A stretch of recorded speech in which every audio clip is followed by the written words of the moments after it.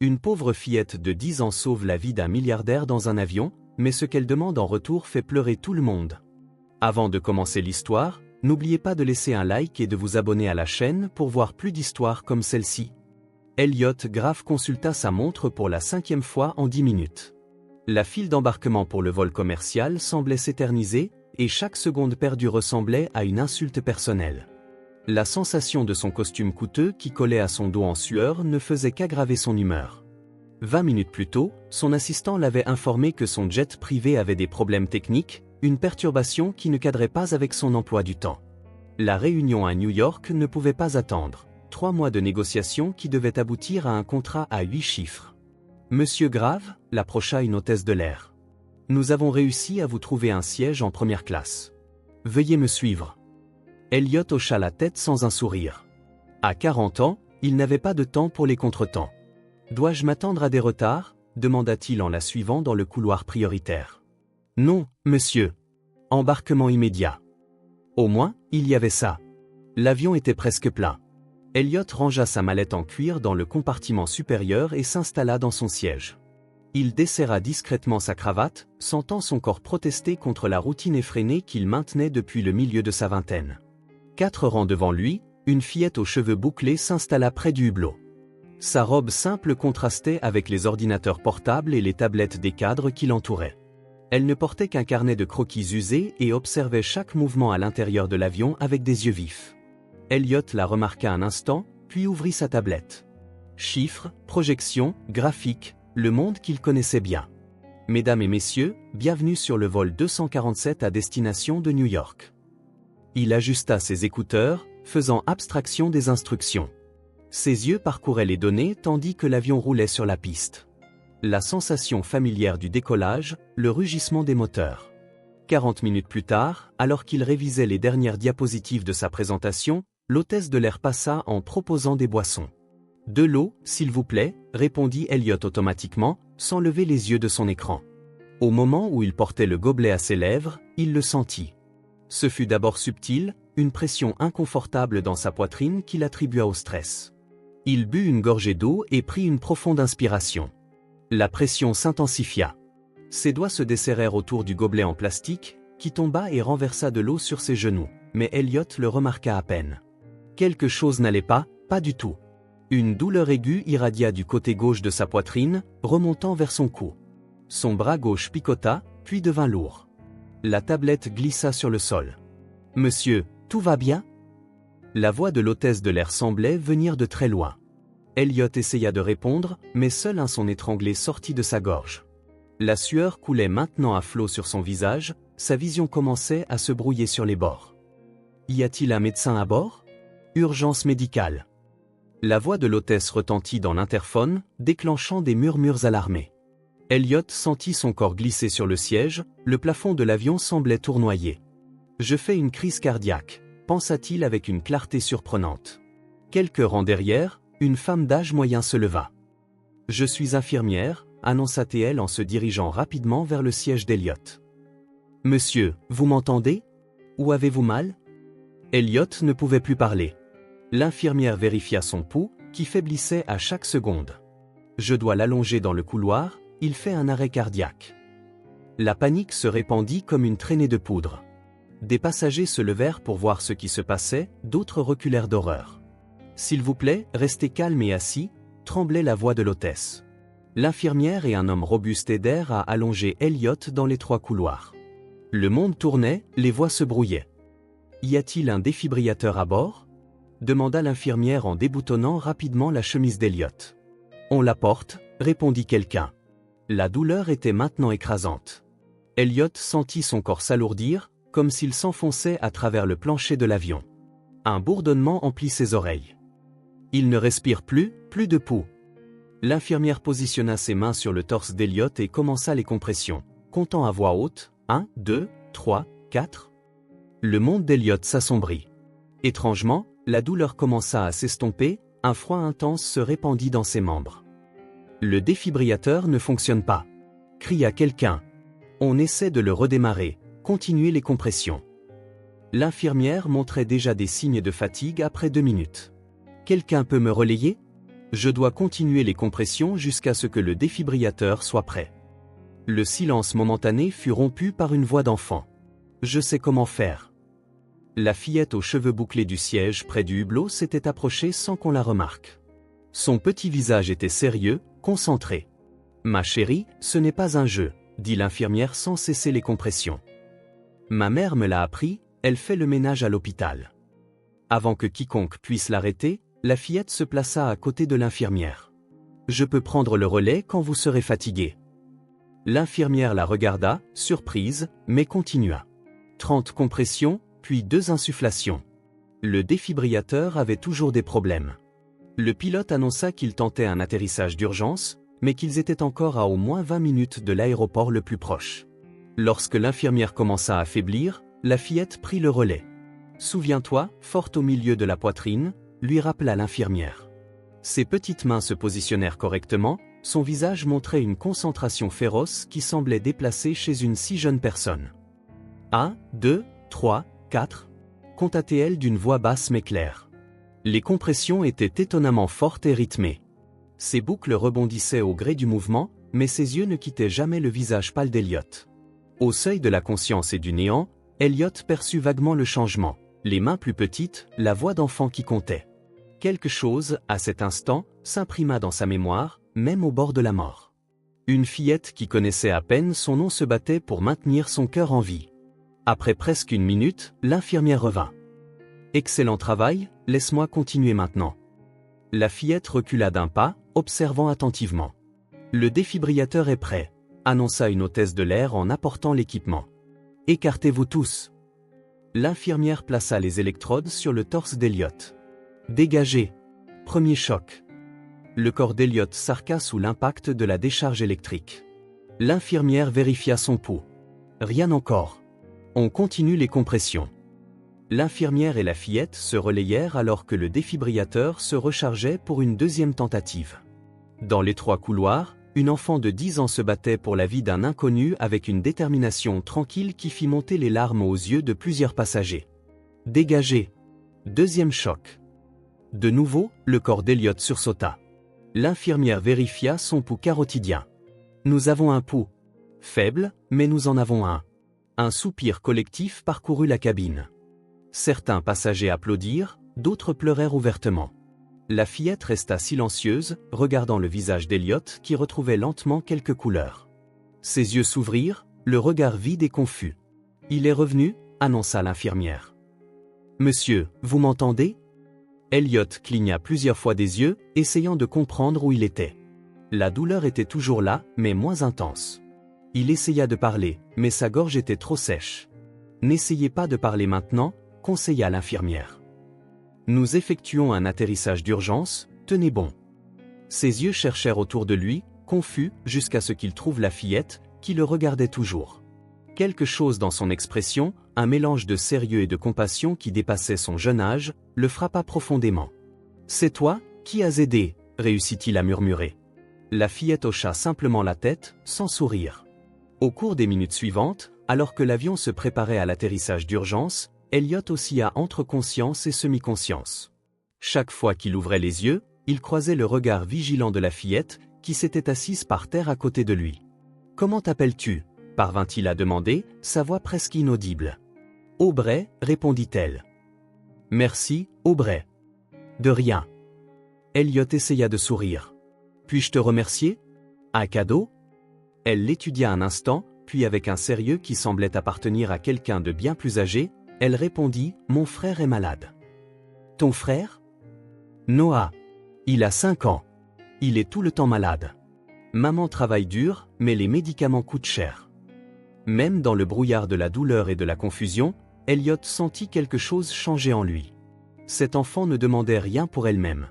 Aucune mention de jouet ou de cadeau. « Je veux aider » murmura-t-il. « Vraiment ?» Ses yeux s'illuminèrent d'une lueur d'espoir. « Je le promets. » Aubrey hocha la tête, comme pour sceller un accord important. Elle prit son carnet de croquis sur le siège et en arracha une page.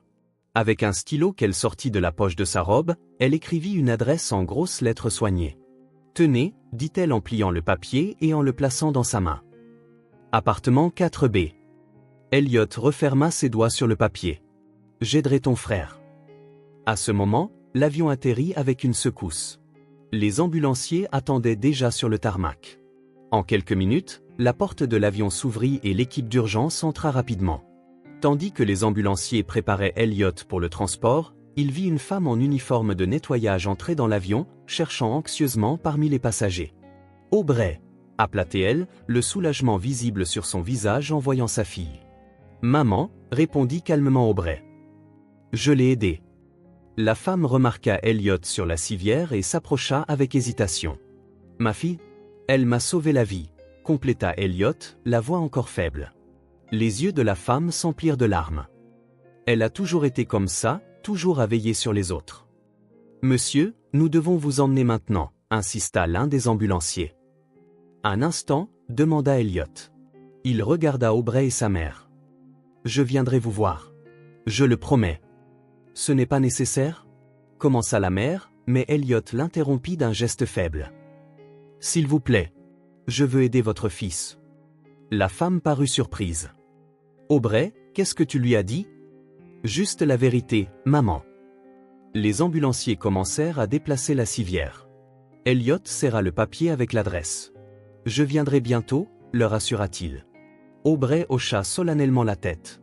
« Bonne chance. » L'hôpital n'était qu'un flou de lumière blanche, de voix feutrées et de machines qui bipaient. Elliot subit des tests, reçut des médicaments et des explications médicales qu'il traita à peine. Tout ce à quoi il pouvait penser était la petite silhouette aux cheveux bouclés avec des mains trop fortes pour son âge, comptant doucement tandis qu'elle maintenait son cœur en vie. « Vous avez eu beaucoup de chance, monsieur Grave », expliqua le cardiologue quelques heures plus tard. « Une artère coronaire bouchée. Si vous n'aviez pas reçu une réanimation cardiopulmonaire immédiate, vous ne seriez probablement pas ici. » Elliot hocha la tête, distrait. « L'infirmière à bord a fait un excellent travail, d'après ce que j'ai entendu », continua le médecin. « C'était une fillette », le corrigea Elliot. « Une enfant m'a sauvé. » Le médecin parut surpris mais sourit. « Eh bien, alors, vous lui devez un grand merci. » Pendant les 2 jours suivants, alors qu'il se remettait à l'hôpital, Elliot ne pouvait cesser de penser à Aubrey et à son frère malade. Le papier avec l'adresse était rangé dans l'enveloppe avec ses effets personnels. Il le sortit plusieurs fois par jour, regardant l'écriture soignée de la fillette. Son téléphone sonnait constamment, son associé, ses clients, le conseil d'administration. La réunion à New York avait été gérée par son vice-président par visioconférence, le contrat était signé. La vie continuait, mais quelque chose avait changé. L'après-midi du 2e jour, Elliot obtint son congé avec des instructions strictes, des médicaments et des recommandations de changement de mode de vie. Son chauffeur l'attendait à l'entrée de l'hôpital. « À la maison, monsieur ?» demanda l'homme en ouvrant la portière. Elliot hocha la tête, distrait, le papier avec l'adresse d'Aubrey entre ses doigts. Il le rangea soigneusement dans son portefeuille. Pendant le trajet, son téléphone n'arrêtait pas de sonner. Son associé, ses clients, le conseil d'administration, tous voulaient des assurances que la machine de l'entreprise continuerait à fonctionner sans heurts, comme s'il n'avait pas frôlé la mort. « J'ai besoin de toi à New York demain, Marcus », insista son associé quand Elliot répondit enfin. « Les investisseurs sont nerveux après ton incident. » Elliot regarda par la fenêtre, observant la ville défiler. Les gratte-ciels scintillants, les rues animées, la vie qui suivait son rythme effréné. Son monde, jusqu'à 2 jours auparavant. « Je ne serai pas à New York demain », répondit-il, se surprenant lui-même. « Quoi ?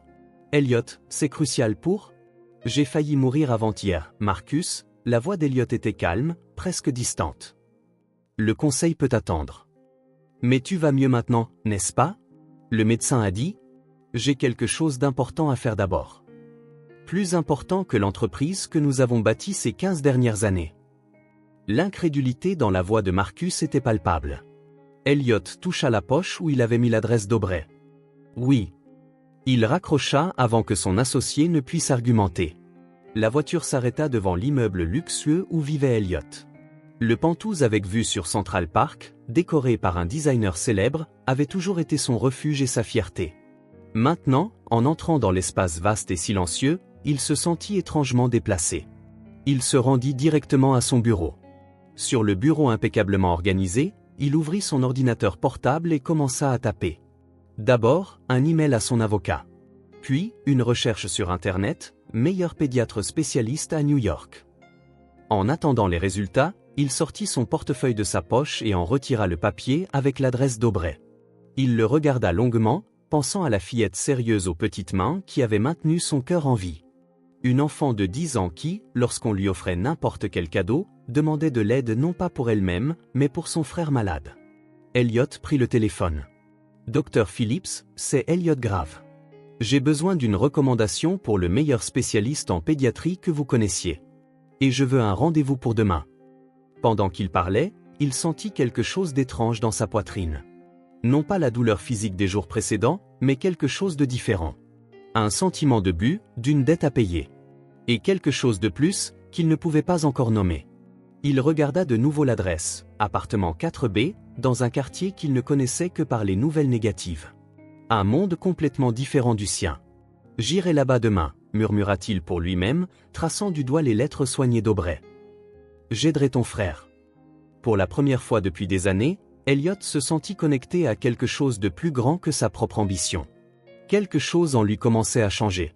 Le matin était frais quand Elliot demanda à son chauffeur de s'arrêter devant l'adresse qu'il avait gardée comme un trésor ces derniers jours. James, qui le servait depuis plus de 8 ans, ne put cacher sa surprise en découvrant l'endroit. « Monsieur, vous êtes sûr que c'est ici ?»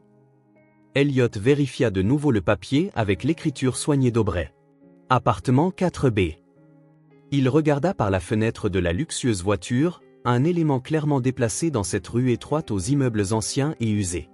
Celui avec l'escalier de secours rouillé et des barreaux aux fenêtres du rez-de-chaussée devait être le bon. « Oui, James, c'est ici. »« Dois-je attendre, monsieur ?»« Oui, et s'il vous plaît, soyez discret. » Elliot sortit de la voiture, ajustant instinctivement son costume coûteux.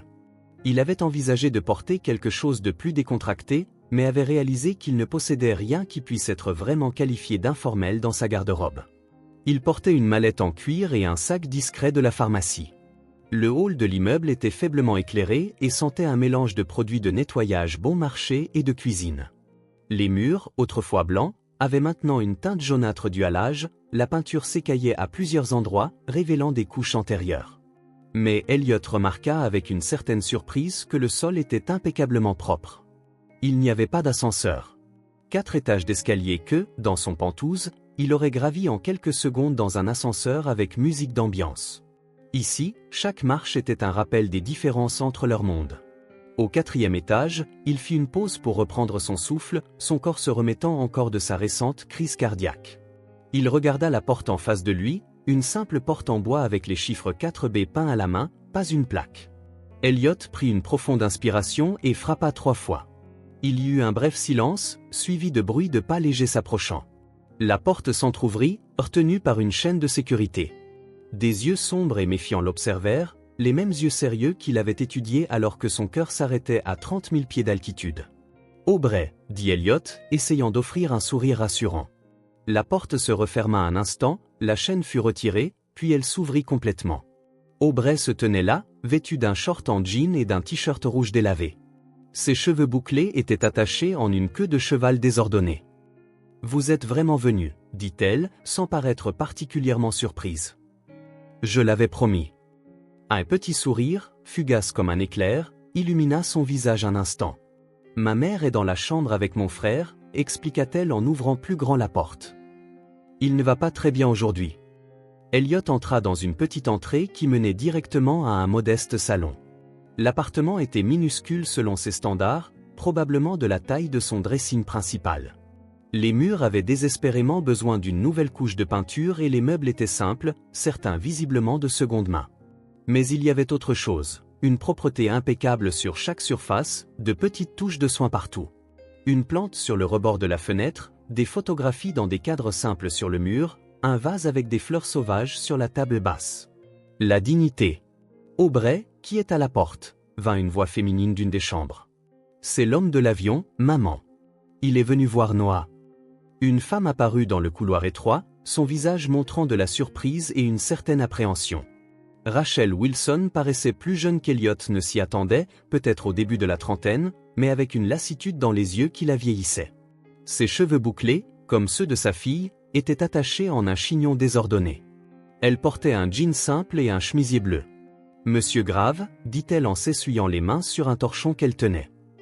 Aubrey m'avait dit que vous viendriez peut-être, mais nous ne vous attendions pas si tôt. Appelez-moi Elliot, s'il vous plaît, répondit-il en lui tendant la main. La sienne était petite mais forte, avec des callosités visibles. Des mains qui connaissaient le travail acharné. J'espère que je ne dérange pas. Pas du tout. Elle fit un geste vague vers le salon. Asseyez-vous, je vous en prie. Puis-je vous offrir un café? Pas besoin, merci. Elliot hésita, puis continua. Aubrey a mentionné que votre fils n'allait pas bien. Le visage de Rachel changea subtilement, une ombre d'inquiétude traversant ses traits. Oui, Noah a des problèmes respiratoires chroniques. Il passe une mauvaise journée. Puis-je le voir? Demanda doucement Elliot. Rachel échangea un regard avec Aubrey, qui hocha imperceptiblement la tête. Bien sûr, répondit-elle, bien que sa voix trahisse une hésitation. Par ici. Elle les conduisit dans le couloir étroit jusqu'à une petite chambre. Il n'y avait de la place que pour 2 lits simples et une commode. Sur l'un des lits, sous une fine couverture malgré la chaleur de la journée, gisait un petit garçon. Ses cheveux sombres et bouclés, comme ceux de sa sœur, étaient collés à son front en sueur. Même à distance, Elliot pouvait entendre sa respiration difficile et sifflante. « Non » appela doucement Rachel. « Nous avons de la visite. » Le garçon ouvrit les mêmes yeux expressifs que sa sœur, maintenant brouillés par la fièvre. Il essaya de sourire, mais l'effort sembla épuisant. « Salut » murmura-t-il. Elliot sentit une boule dans sa gorge. Il y avait quelque chose de profondément injuste dans cette scène. Un enfant de 5 ans confiné dans un lit alors qu'il devrait courir et jouer. « Bonjour non » dit-il en s'approchant prudemment. « Je suis un ami de ta sœur. »« C'est l'homme que j'ai aidé dans l'avion » expliqua Aubrey à son frère. « Tu te souviens, je t'ai raconté » Noah hocha faiblement la tête. Son cœur s'est arrêté. « C'est exact.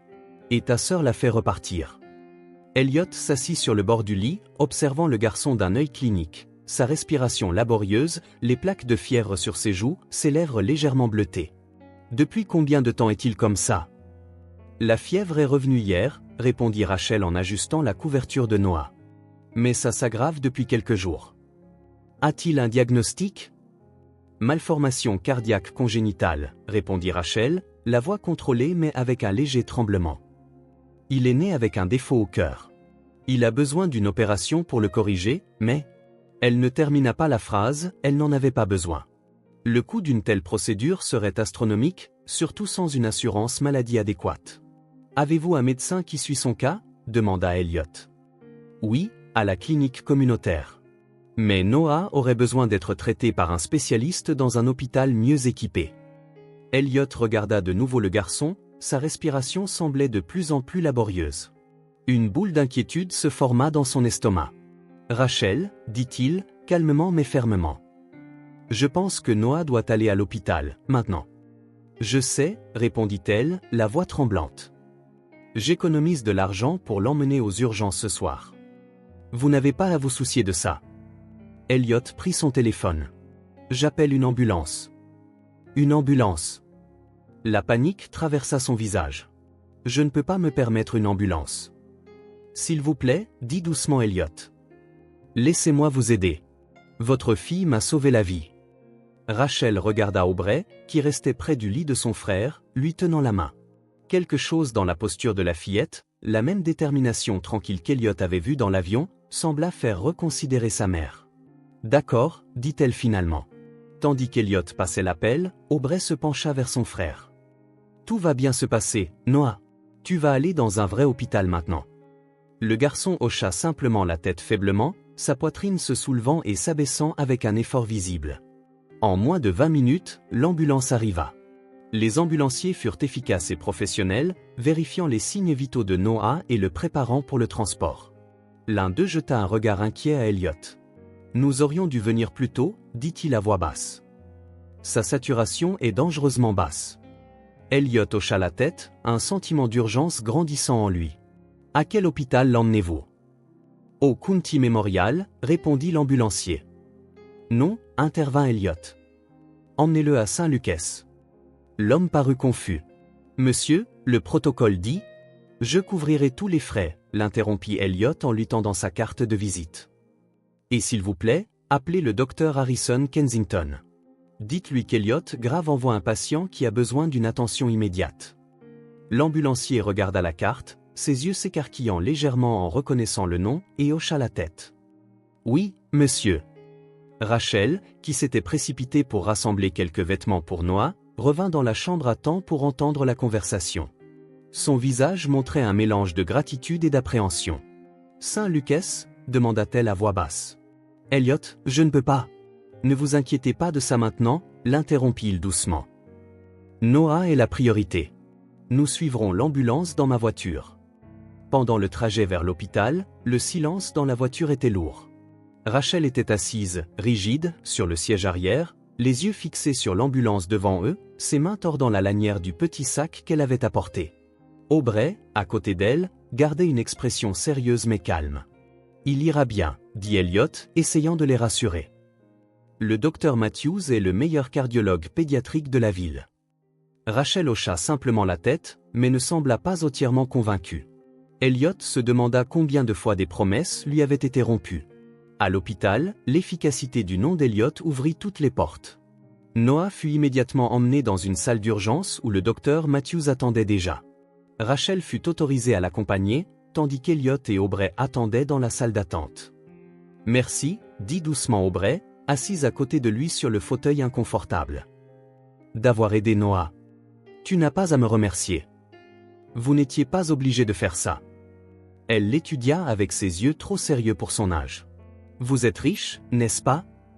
La question directe prit Elliot au dépourvu. « Oui, j'ai des ressources confortables. » Aubrey hocha la tête, comme pour confirmer quelque chose qu'elle savait déjà. « Noah a besoin de cette opération depuis longtemps, mais c'est trop cher. » Elle fit une pause. « Vous allez aider pour ça aussi ?»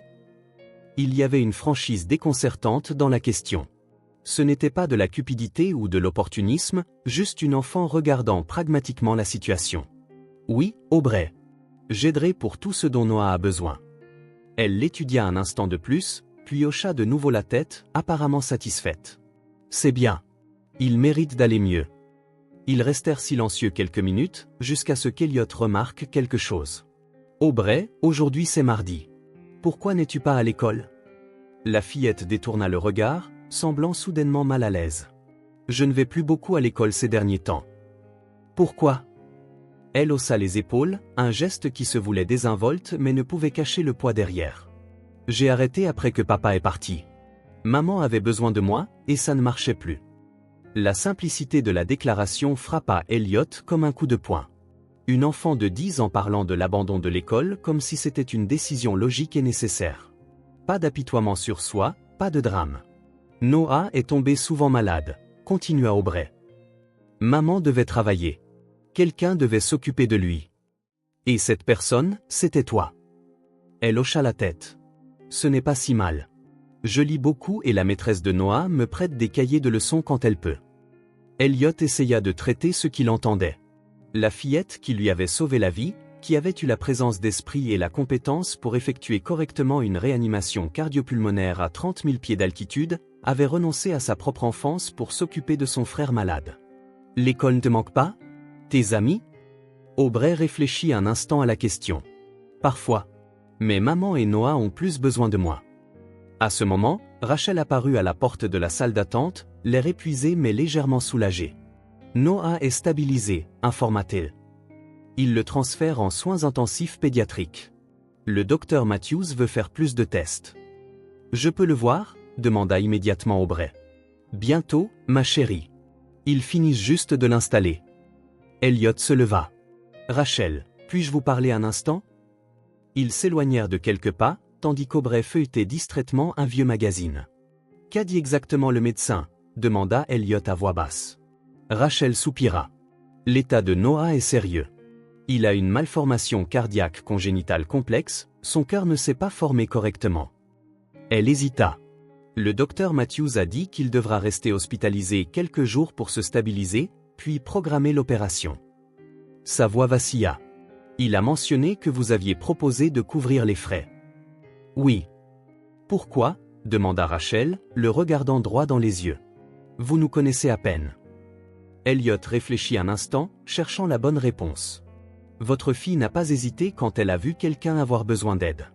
Même en étant une enfant, même pour un inconnu. Elle a simplement agi. Rachel regarda Aubrey et son visage s'adoucit. Elle a toujours été comme ça. Forte, au-delà de son âge. Elle m'a dit qu'elle n'allait pas à l'école. Le corps de Rachel se tendit. Je n'avais pas le choix, dit-elle sur la défensive. Je ne pouvais pas me permettre une babysitter pour Noah, et il était trop malade pour la garderie. J'ai essayé toutes les options, croyez-moi. Je ne vous juge pas, l'assura Elliot. J'essaie juste de comprendre. Rachel se détendit légèrement. Après que mon ex-mari nous a quittés, tout s'est effondré. J'ai perdu l'assurance maladie, j'ai dû prendre un deuxième emploi. Elle regarda ses propres mains. Aubrey a proposé de s'occuper de Noah, elle a dit qu'elle pouvait étudier à la maison. C'était censé être temporaire, mais c'est devenu la nouvelle normalité, compléta Elliot. Oui. Une seule larme s'échappa, que Rachel essuya rapidement. Elle a sauvé notre famille. Tout comme elle vous a sauvé. Elliot regarda de nouveau Aubrey, assise patiemment avec le magazine sur ses genoux, ses yeux se tournant de temps en temps vers la porte où son frère avait disparu. Une enfant qui portait le poids du monde sur ses petites épaules sans se plaindre. Quelque chose en lui se solidifia, une résolution aussi forte que n'importe quelle décision commerciale qu'il ait jamais prise. Rachel, dit-il, je veux aider. Pas seulement avec l'opération de Noah, mais avec tout. L'école pour Aubrey, un meilleur travail pour vous. Tout ce qui est nécessaire. Elle le regarda avec méfiance. Pourquoi? Qu'est-ce que vous y gagnez? C'était une question juste. Elliot regarda autour de lui, l'hôpital stérile avec ses murs blancs et son efficacité impersonnelle. Puis il se souvint du petit appartement qu'il venait de visiter, avec ses murs écaillés mais propres, ses meubles usés mais soignés, les photos de famille, les fleurs sur la table. Avez-vous déjà été chez moi, Rachel? Elle parut confuse par le changement de sujet. Non, bien sûr que non. C'est un penthouse de 400 mètres carrés. Décor digne d'un magazine, vue panoramique, œuvre d'art originale. Il fit une pause. Et complètement vide. Pas de photos sur les murs, pas de fleurs sur la table. Pas de connexion. Rachel l'étudia un long moment, comme si elle essayait de déchiffrer un puzzle complexe. Je ne veux pas de votre charité, dit-elle finalement. Ce n'est pas de la charité, répondit Elliot. C'est de la gratitude. Et peut-être un peu d'égoïsme aussi. Avant qu'elle ne puisse répondre, une infirmière apparut à la porte. Famille de Noah Wilson? Il est réveillé et demande sa sœur. Aubrey se leva immédiatement, regardant sa mère pour obtenir la permission. Rachel hocha la tête et la fillette suivit l'infirmière dans le couloir. Pensez à ce que j'ai dit, dit doucement Elliot. Pas pour moi, mais pour eux. Rachel ne répondit pas, mais quelque chose dans son regard avait changé. Alors qu'ils marchaient ensemble vers l'unité de soins intensifs pédiatriques où se trouvait Noah, Elliot sentit une certitude grandir en lui. La fillette qui lui avait sauvé la vie lui avait, sans le savoir, offert quelque chose d'encore plus précieux, un but. Et il n'allait pas gâcher cette seconde chance. L'unité de soins intensifs pédiatriques de Saint-Lucas était un lieu de contraste. Des murs colorés et des fresques joyeuses tentaient d'adoucir la réalité des équipements médicaux, des bips constants et des lumières qui ne s'éteignaient jamais complètement. Rachel connaissait maintenant chaque recoin de cet espace. Après 2 semaines, le fauteuil inclinable à côté du lit de Noah était devenu sa seconde maison. Madame Wilson, l'infirmière Diane, devenue familière après tant de garde, entra silencieusement dans la chambre. « Je vous ai apporté un peu de thé. » Rachel accepta le gobelet jetable avec un sourire fatigué. « Merci. Comment va-t-il aujourd'hui? » Il a bien dormi toute la nuit. La fièvre n'est pas revenue. Rachel regarda son fils endormi, connecté à des moniteurs et des tubes. Malgré tout, ses joues étaient moins pâles aujourd'hui, un petit signe d'amélioration auquel elle se raccrochait de toutes ses forces. L'infirmière vérifia ses constantes et écrivit quelque chose sur le dossier. Le docteur Matthews fera sa tournée du matin, peut-être qu'il aura des nouvelles de l'opération. Rachel hocha simplement la tête. Depuis 2 semaines que Noah était hospitalisé, sa vie s'était réduite à ce cycle, moniteur, médicaments, tests, petites victoires quotidiennes et l'espoir fragile que la prochaine procédure serait la bonne. Après le départ de l'infirmière, Rachel prit son téléphone. Elle avait 3 messages non lus. Le premier venait de son superviseur du service de nettoyage. « Rachel, nous ne pouvons plus garder votre poste. Je suis désolé. » Elle ferma les yeux un instant, encaissant un autre coup. Ce n'était pas inattendu, mais ça faisait quand même mal. Le deuxième était d'Aubrey. « Bonjour maman, tu as bien dormi? Je présente mon projet de science aujourd'hui. Elliot vient me chercher après l'école. Je t'aime. » Le troisième, d'Elliot lui-même. « Bonjour Rachel. J'emmène Aubrey à l'école et je la récupère plus tard. Elle a tout ce qu'il faut pour son projet. Nous passerons voir Noah en fin d'après-midi. As-tu besoin de quelque chose? » Rachel relut le dernier message, ressentant un mélange de gratitude et d'un malaise indéfinissable. Au cours des 2 semaines écoulées depuis l'admission de Noah, Elliot Grave était devenu une présence constante dans leur vie. Au début, elle avait résisté, par fierté et par la méfiance naturelle de quelqu'un qui a appris à la dure que rien n'est gratuit. Mais chaque jour, il se révélait différent. Quand il devint clair que Rachel devrait rester à l'hôpital avec Noah, Elliot prit simplement en charge la logistique pour Aubrey. Il l'emmenait à l'école, la récupérait, l'aidait avec ses devoirs et s'assurait qu'elle mangeait bien. Le premier week-end, lorsque Rachel put brièvement rentrer chez elle pour prendre une vraie douche et des vêtements propres, elle trouva le réfrigérateur rempli et les factures du mois payées. Il n'y avait rien de romantique ou de séducteur dans ses gestes, juste une aide pratique, discrète et respectueuse, comme s'il payait une dette, bien que Rachel sût que toute dette avait déjà été plus que réglée. « Maman ?» La voix faible de Noah interrompit ses pensées. « Je suis là, mon amour. » Rachel se pencha immédiatement sur le lit, ajustant son oreiller. « Comment te sens-tu? » « J'ai faim, » répondit-il, et elle sourit. La faim était un bon signe. « Je vais commander ton petit déjeuner. Que dirais-tu d'un peu de gélatine? » Noah grimaça. « Encore? C'est tout ce que ton estomac peut supporter pour l'instant. Mais si tu manges tout, tu pourras peut-être convaincre l'infirmière de t'apporter du pudding plus tard. » Pendant que Noah mangeait son petit déjeuner, le docteur Matthews fit sa visite.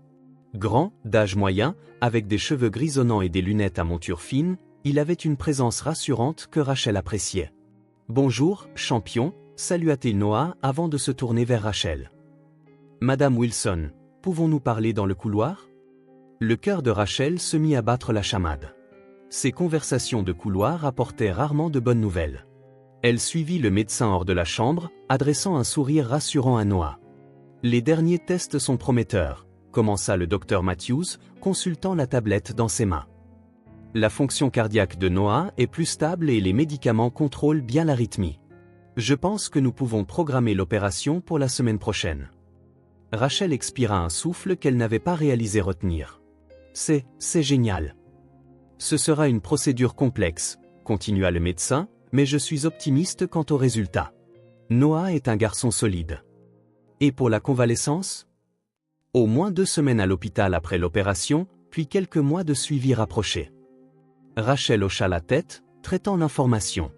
Plus de temps sans travail, plus de dépenses, plus de séparation d'avec Aubrey.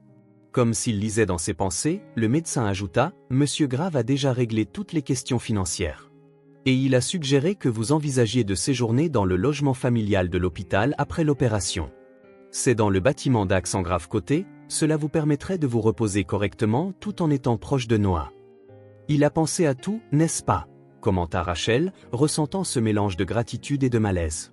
« Il semble très engagé dans votre bien-être, » observa le médecin, sans jugement. C'est rare de voir ce genre de soutien. Après le départ du médecin, Rachel retourna dans la chambre de Noah, le trouvant diverti par un jeu électronique portable qu'Elliot avait apporté quelques jours plus tôt. « Qu'a dit le docteur ?» demanda Noah sans quitter l'écran des yeux. « Que tu vas de mieux en mieux et que bientôt, tu auras une opération pour réparer ton cœur. » Noah posa le jeu, une expression d'inquiétude traversant son visage. « Ça va faire mal ?» Rachel s'assit sur le bord du lit et prit sa petite main. « Tu dormiras pendant l'opération. Après, ça fera un peu mal, mais ils ont des médicaments spéciaux pour ça. Et tu resteras avec moi tout le temps ? » Chaque minute, promit-elle en l'embrassant sur le front. « Et Aubrey ? Elle te rendra visite dès qu'elle le pourra. Et Elliot ? » Rachel hésita brièvement. « Lui aussi. » Noah sourit, satisfait. « Il est gentil. Il a apporté ce jeu et il a dit que quand j'irai mieux, on ira tous au zoo. » Rachel ne commenta pas cette promesse inconnue. Encore une fois, Elliot tissait des liens, s'installant dans leur vie comme s'il en avait toujours fait partie. Le reste de la matinée se passa dans la routine familière de l'hôpital, les infirmières vérifiant les constantes, Noah alternant entre sieste et jeu, Rachel lisant un livre usé qu'elle avait trouvé dans la salle d'attente. Vers midi, son téléphone sonna. « Rachel, c'est Elliot. »« Bonjour. Comment va Noah aujourd'hui ?» Elle lui rapporta brièvement la conversation avec le médecin. Elliot écouta attentivement, posant des questions pertinentes sur les prochaines étapes. « C'est une excellente nouvelle, dit-il quand elle eut fini. Un grand pas. Écoute, je suis avec Aubrey maintenant, je viens de la récupérer à l'école. Elle aimerait te montrer quelque chose en vidéo. Je peux allumer la caméra ? Bien sûr. » L'image d'Aubrey apparut à l'écran, ses boucles en désordre et un sourire timide sur le visage. « Salut maman. Regarde ce que j'ai fait en cours de sciences. » Elle brandit un petit terrarium, une bouteille en plastique coupée et transformée en un écosystème miniature avec de la terre, des mousses et de petites plantes. « C'est magnifique, ma chérie. La maîtresse a dit que c'était le meilleur de la classe. Je te l'apporterai pour que tu le voies de près plus tard. J'ai hâte. » La conversation continua quelques minutes, Aubrey parlant de l'école avec un enthousiasme que Rachel n'avait pas vu depuis longtemps. Depuis son retour en classe régulière, la fillette semblait redécouvrir la joie d'être simplement une enfant. « Rachel, » reprit Elliot au téléphone après qu'Aubrey se soit éloigné. « Il y a autre chose dont je veux discuter avec toi. Pas au téléphone. Quand nous passerons plus tard, pourrons-nous parler ? » « Oui, bien sûr. » Elle essaya d'interpréter son ton, mais n'y parvint pas. « Il s'est passé quelque chose avec Aubrey ? » « Non, non, elle va très bien. C'est autre chose. » À 17h. Après avoir raccroché, Rachel se demanda ce qu'Elliot Grave voulait encore offrir ou demander. L'expérience lui avait appris que personne ne donnait autant sans attendre quelque chose en retour. Les heures s'éternisèrent. Noah dormit la plupart de l'après-midi, épuisé après la batterie de tests du matin. Rachel en profita pour se doucher dans la petite salle de bain attenante à la chambre et changer de vêtements, de petits luxes qui devenaient importants après des jours passés sur un fauteuil d'hôpital. À 17h précises, elle entendit les voix familières dans le couloir. Aubrey entra la première, portant soigneusement le terrarium, suivi par Elliot qui tenait un sac en papier. « Maman !» Aubrey posa le terrarium sur la table à côté du lit et serra Rachel dans ses bras. « Je t'ai apporté ton sandwich préféré. Et pour Noah, de la gélatine au raisin, il va adorer quand il se réveillera. » Rachel sourit, rendant l'étreinte. Ces moments lui manquaient, l'odeur des cheveux de sa fille, la solidité de son petit corps contre le sien. « Comment s'est passée ta journée ?» demanda-t-elle en déballant les sandwichs. Aubrey se lança dans un récit animé de ses aventures scolaires. Rachel l'observa, stupéfaite par la transformation.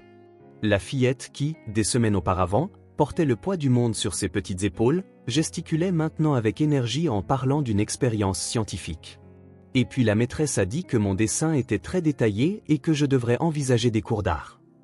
C'est merveilleux, ma chérie. Elliot a dit que je pouvais prendre des cours après l'école, si je veux. Rachel jeta un regard rapide à l'homme qui se tenait discrètement près de la porte. Il haussa les épaules, comme pour dire, juste une idée. Nous y réfléchirons quand Noah ira mieux, répondit Rachel diplomatiquement. Aubrey hocha la tête, acceptant la réponse, et se dirigea vers le lit de son frère. Je peux le réveiller ? Je veux lui montrer mon terrarium. Laisse-le se reposer encore un peu, suggéra Rachel. Aubrey, pourquoi ne montrerais-tu pas à Elliot cette machine distributrice d'autocollants que tu as aimée ? C'était une excuse transparente pour être seul avec Elliot, mais Aubrey ne sembla pas le remarquer. D'accord, allons-y, Elliot. Dès qu'ils furent partis, Rachel s'accorda un moment de faiblesse, s'enfonçant dans le fauteuil. La fatigue des derniers jours pesait sur chaque muscle. Quand Elliot revint quelques minutes plus tard, elle avait déjà retrouvé sa contenance. Il tenait 2 cafés. « J'ai pensé que tu en aurais besoin, » dit-il en lui tendant une tasse. « Merci, » accepta-t-elle, reconnaissante pour la chaleur et la caféine. « Où est Aubrey ?» En train de discuter avec une des infirmières du fonctionnement du moniteur cardiaque. Elle a une curiosité sans fin pour tout. Rachel sourit. Elle a toujours été comme ça, depuis toute petite. Un silence confortable s'installa entre eux. Rachel remarqua à quel point Elliot semblait différent de l'homme impeccablement vêtu qu'elle avait rencontré des semaines auparavant. Il portait un jean et une simple chemise maintenant, et il y avait quelque chose de plus détendu dans sa posture. « Tu voulais parler de quelque chose ?» demanda-t-elle finalement. Elliot hocha la tête, s'asseyant sur le fauteuil à côté d'elle.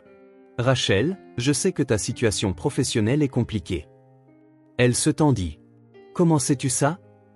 Tu as mentionné qu'il ne pouvait pas garder ton poste longtemps, et aujourd'hui, quand j'ai appelé pour les informer que tu serais encore absente, ton superviseur a clairement indiqué que ton poste n'existait plus. » Rachel sentit son visage brûler. C'était humiliant d'avoir sa vie ainsi exposée. « Rachel, » continua Elliot, la voix douce, « je veux t'offrir un travail. Dans mon entreprise. » Elle le fixa, surprise. « Un travail ? Pour faire quoi ? Je suis femme de ménage, Elliot. Je n'ai pas les qualifications pour assistante administrative dans le département des services sociaux d'entreprise. C'est un nouveau secteur que nous développons. Je n'ai aucune expérience de ça. Tu as toutes les qualifications qui comptent. Tu es organisée, fiable, travailleuse. Le reste peut s'apprendre. » Rachel l'étudia, essayant de comprendre ses motivations. « Pourquoi faites-vous tout ça ? Vous avez déjà financé le traitement de Noah, aidé Aubrey à retourner à l'école, et maintenant ça. » Elliot regarda Noah dormir paisiblement avant de répondre. « J'ai tout, dit-il finalement. Une entreprise qui réussit, de l'argent, des propriétés. Mais je n'ai personne avec qui partager quoi que ce soit. » La simplicité de la confession l'a pris au dépourvu. « Et je ne demande rien en retour, Rachel, » continua-t-il, comme s'il lisait dans ses pensées. « Il n'y a pas d'attente romantique ou quoi que ce soit de ce genre. C'est juste... » Il fit une pause, cherchant ses mots. « Votre fille m'a donné une seconde chance dans la vie, littéralement. Et vous rencontrer tous m'a montré que je vivais d'une manière creuse. » Rachel sentit quelque chose s'adoucir en elle, une résistance qu'elle maintenait depuis le premier jour. « Vous n'avez pas baissé les bras, hein » observa-t-elle. « Sur Noah, sur Aubrey, sur le fait d'essayer d'aider. »« Toi non plus, » répondit Elliot. « J'ai vu comment tu es restée forte pour eux, même quand tout semblait impossible. » Rachel ne répondit pas immédiatement. Au lieu de cela, elle regarda son fils endormi, les moniteurs qui enregistraient les battements de son petit cœur imparfait. « J'accepte le poste, dit-elle finalement. Mais à une condition. » « Laquelle ? » « Que ce soit un vrai travail, avec de vraies responsabilités. Je ne veux pas de charité déguisée. » Elliot sourit, lui tendant la main. « Marché conclu. Et je te préviens tout de suite, je suis un patron exigeant. » Elle accepta sa poignée de main, sentant pour la première fois depuis des années qu'il y avait de la place pour respirer. Aubrey revint à ce moment-là, excité par ses nouvelles connaissances sur les moniteurs cardiaques. « Maman, savais-tu que les bips changent en fonction de la façon dont le cœur bat ? L'infirmière Diane m'a montré. C'est fascinant, ma chérie. Et je lui ai dit que je serai médecin quand je serai grande.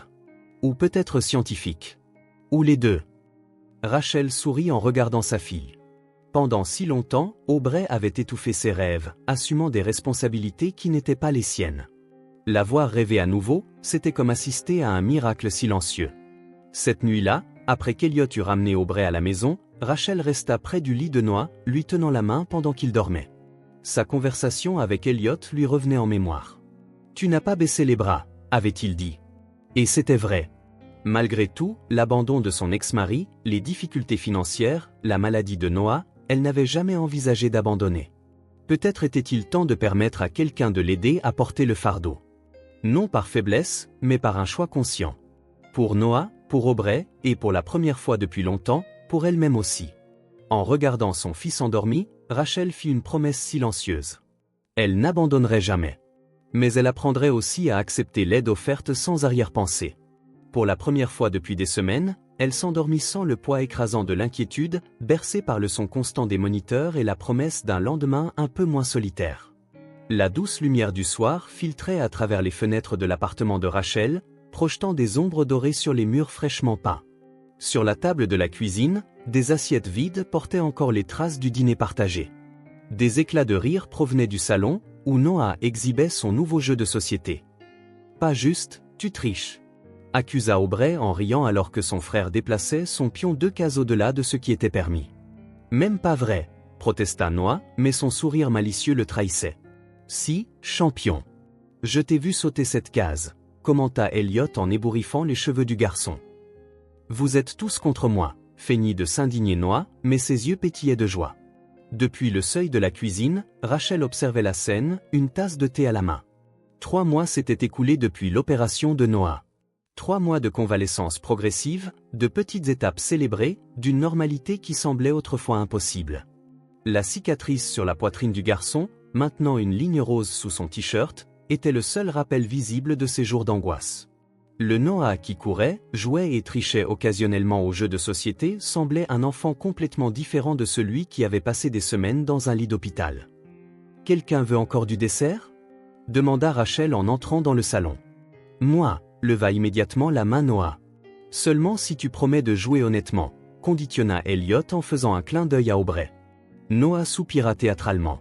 « D'accord, je promets. » Tandis que Rachel servait la tarte aux pommes qu'ils avaient préparée ensemble plus tôt, Elliot se pencha en arrière sur le canapé, observant la scène avec un sentiment de plénitude qui le surprenait encore. À un moment donné au cours des derniers mois, ces vendredis soirs étaient devenus sacrés dans son emploi du temps. Dîner chez Rachel, jeux avec les enfants, conversations simples sur la vie quotidienne. Pour quelqu'un qui vivait autrefois entre réunions d'affaires et dîners formels avec des clients, la simplicité de ces moments était révolutionnaire. Et elle guérissait quelque chose en lui qu'il ne savait même pas briser. « Elliot, tu la veux avec ou sans glace ?» demanda Aubrey en tenant la cuillère de service. « Avec, s'il te plaît. »« Beaucoup. »« Tu as de la chance de ne pas avoir de problème de cœur » commenta nonchalamment Noah en montrant sa propre cicatrice. « Sinon, tu ne pourrais pas manger autant de glace. » Un bref silence suivit le commentaire innocent. Elliot et Rachel échangèrent un regard rapide. Eux seuls connaissaient la maladie cardiaque récemment diagnostiquée d'Elliot, un secret qu'ils avaient décidé de garder pour les enfants pour l'instant. Même avec un cœur en bonne santé, il ne faut pas manger trop de sucreries, brisa le moment Rachel, ébouriffant les cheveux d'Elliot comme elle le faisait avec ses enfants. Tu donnes le mauvais exemple. Elliot sourit, reconnaissant de l'intervention. C'est vrai. Peut-être juste une demi-boule de glace, alors. La soirée se poursuivit avec le jeu de société, Noah jouant désormais principalement honnêtement. Lorsque le jeu se termina, Aubrey étant déclarée gagnante, Noah bâillait déjà. « L'heure d'aller au lit, jeune homme », annonça Rachel en voyant les yeux lourds de son fils. « Mais je n'ai pas sommeil », protesta-t-il automatiquement, contredit par un autre bâillement. « Bien sûr que non », le taquina Elliot. « C'est juste ton corps qui se fatigue de toute cette croissance. » Noah réfléchit à l'explication. « Ça a du sens. Je suis plus grand que la semaine dernière. » « C'est certain, » acquiesça solennellement Elliot. « Bientôt, tu seras plus grand que nous tous. » Rachel emmena Noah se brosser les dents et se préparer pour le lit. Aubrey commença à rassembler les pièces du jeu, les rangeant méthodiquement dans la boîte. « Tu viens demain aussi ?» demanda-t-elle à Elliot sans lever les yeux. « Pas demain, j'ai une réunion le matin. Mais on peut faire quelque chose dimanche, si tu veux. » Elle hocha la tête, satisfaite. « On pourra continuer le jardin sur ta terrasse. » Bien sûr. Les semis que nous avons plantés la semaine dernière germent déjà. Un petit sourire illumina le visage d'Aubrey.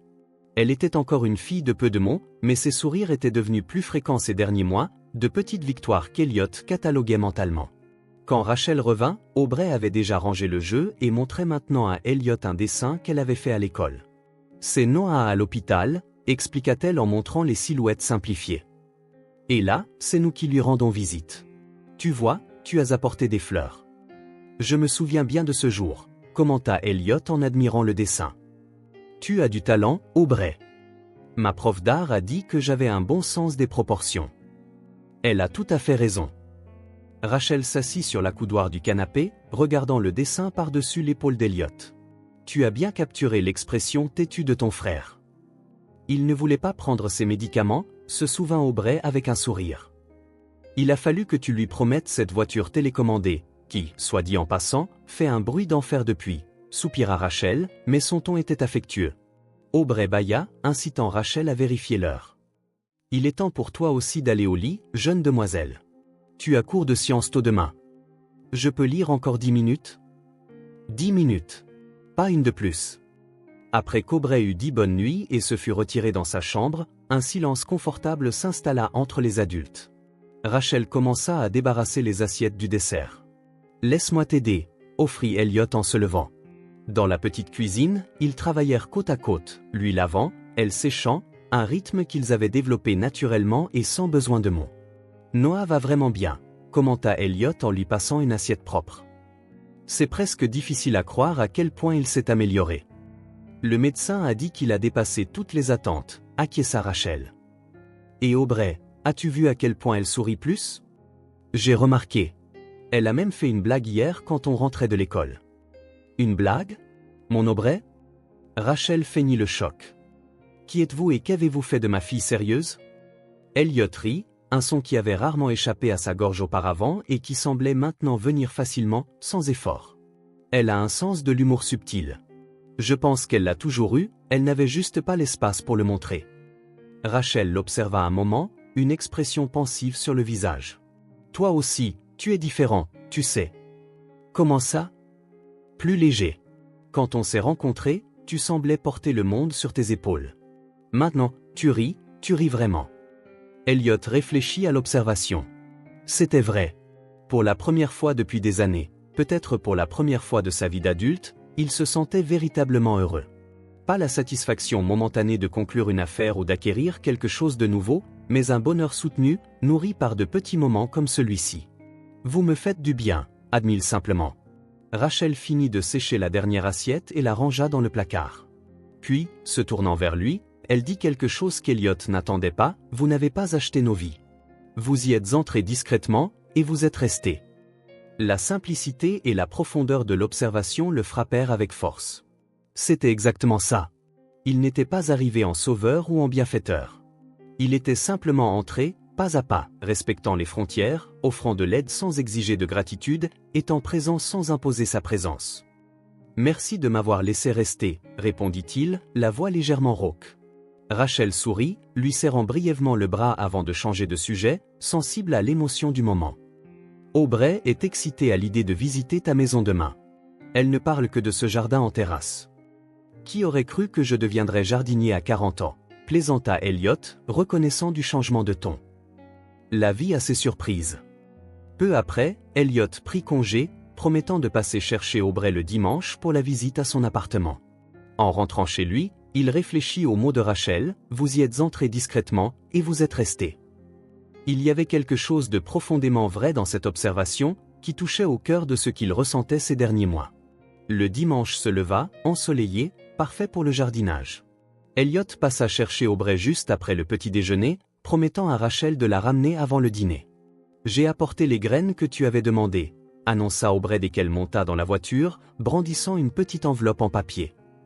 Excellent. Des tournesols? Oui, la vendeuse a dit qu'ils poussent bien dans de grands pots. Pendant le trajet vers l'appartement d'Elliot, Aubrey parla du livre qu'elle lisait, l'histoire d'une fille qui découvrait un jardin secret. La coïncidence n'échappa pas à Elliot. Peut-être que notre jardin en terrasse peut être secret aussi, suggéra-t-il. Mais il n'est pas caché. Il est sur le toit de l'immeuble. Secret ne veut pas dire caché. Ça peut être spécial, connu seulement de quelques personnes. Aubrey réfléchit à l'idée. Comme un club. Exactement.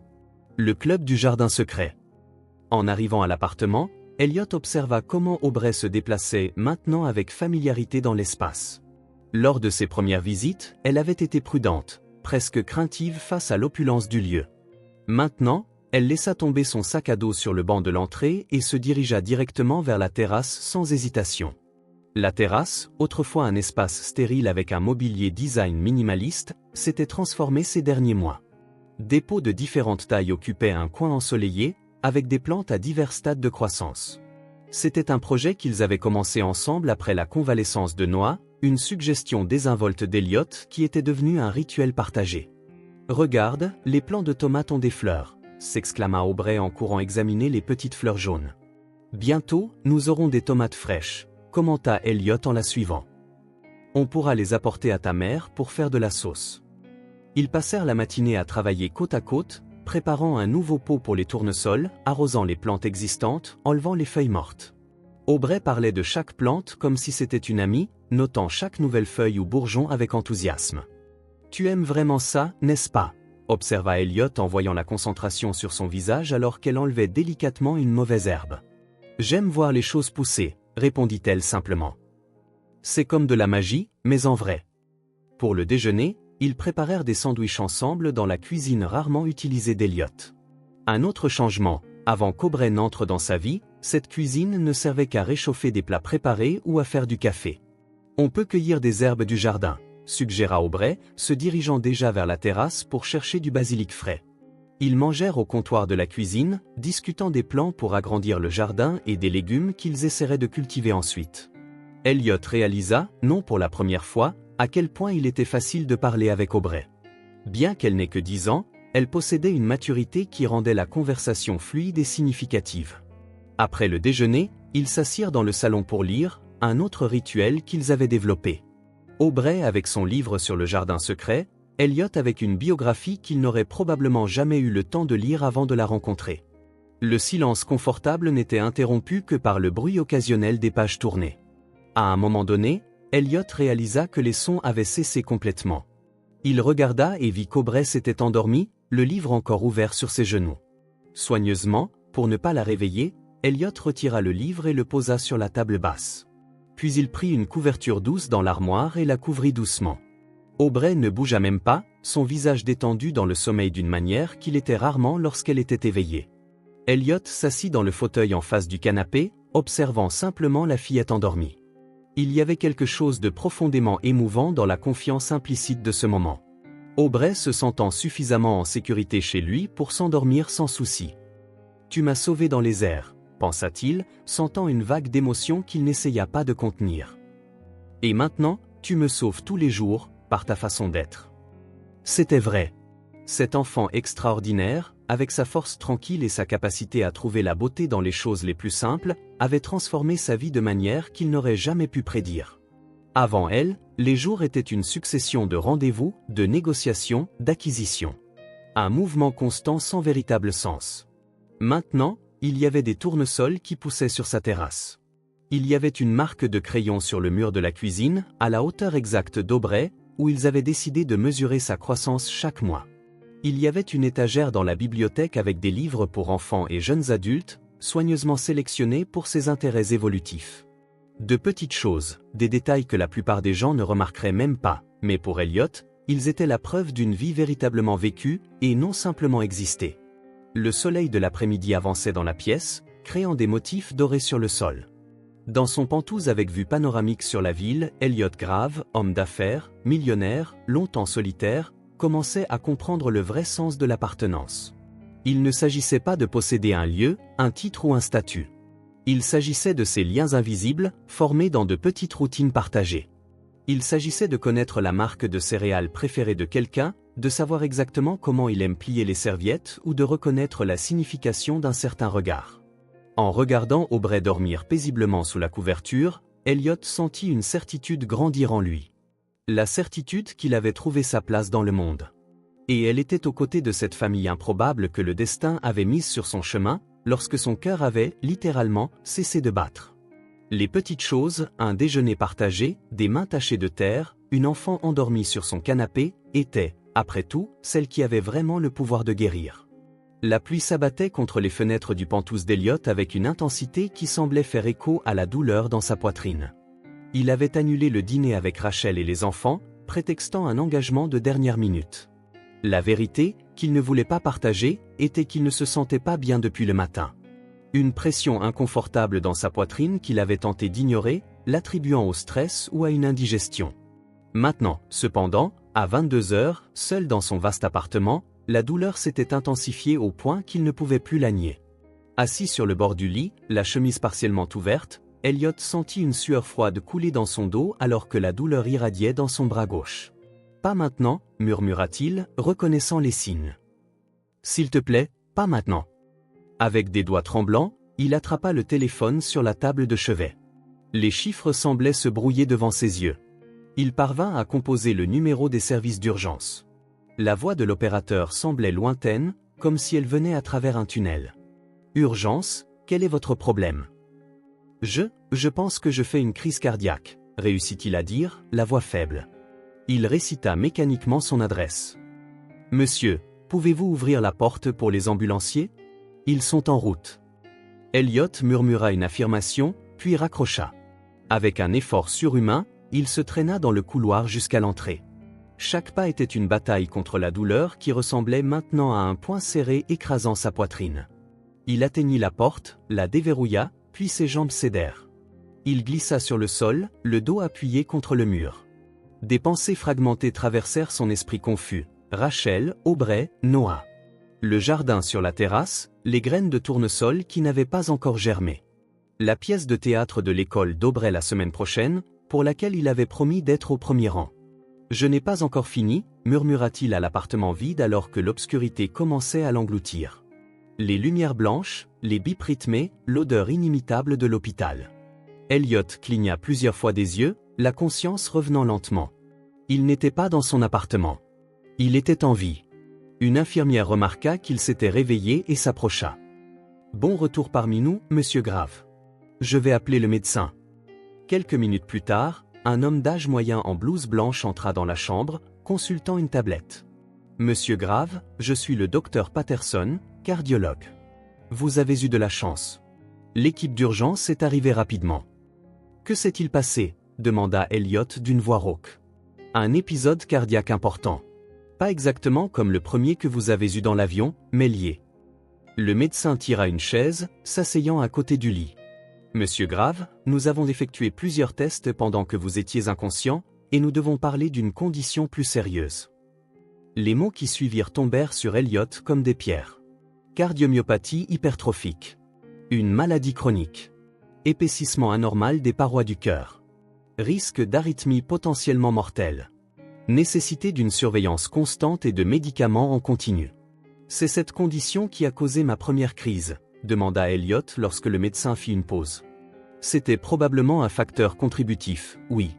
C'est une condition qui reste souvent non diagnostiquée jusqu'à ce qu'un événement grave se produise. » Le médecin ajusta ses lunettes. « Nous aurons besoin d'un plan de traitement agressif.